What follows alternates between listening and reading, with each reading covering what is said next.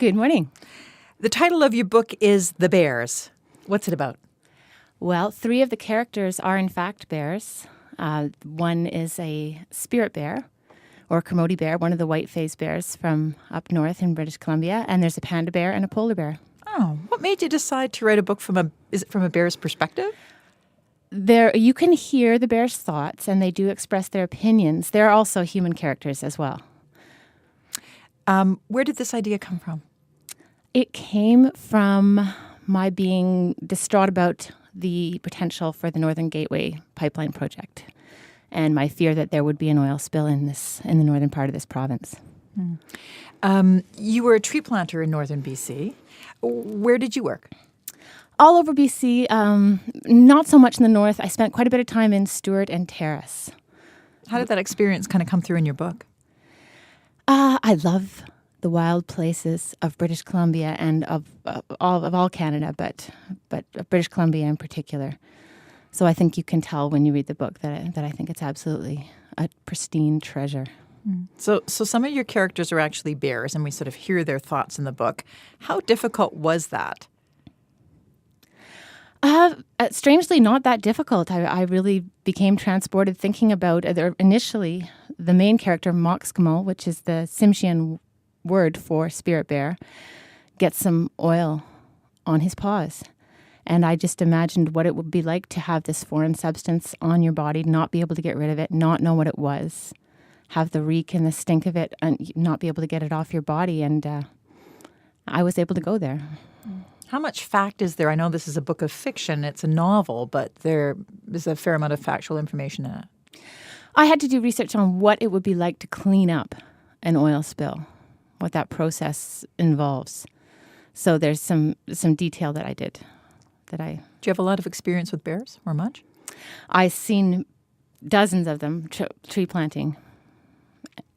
And were they? Yeah. Did you have a friendly relationship with them? Yes, I have no.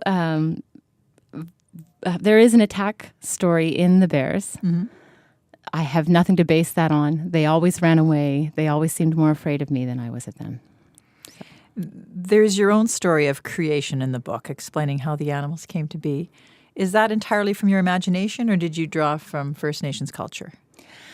It's entirely from my imagination, but I've read a lot of Native creation myths, so I guess that you will see similarities, and there's an obvious influence there.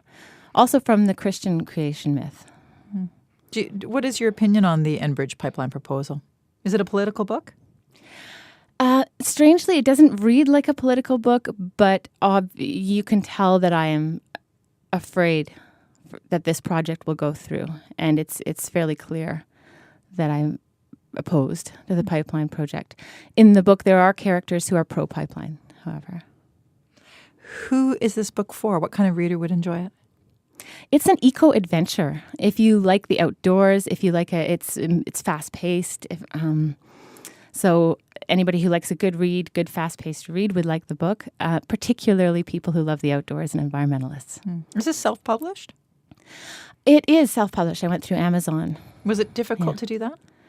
It was very tricky. I wanted it to be timely. I knew that this was a pressing issue, that I wanted the book to be out about now. The main protagonist is a Native man, and it segued with I Don't Know More in a way that I couldn't have anticipated, so I'm really happy about the timing. But distribution-wise, I'm having a hard time. So what do you do about that? This is an important message for you to get out, so... I'm educating myself as fast as possible. I'm making a lot of phone calls. What kind of response are you getting from people since it is so timely? So far, everyone who's read it has really enjoyed it and found it to be a timely book. So I'm just hoping to get as many people as possible to read it. Where is it available? In Kamloops, you can get it at The Grind on Victoria Street, and it's going to be in Bookland as of this weekend on the North Shore. And it's available on Amazon.com, but not .ca, unfortunately, so far. Thank you for coming in and telling us about it. Thank you very much for having me, Shelley.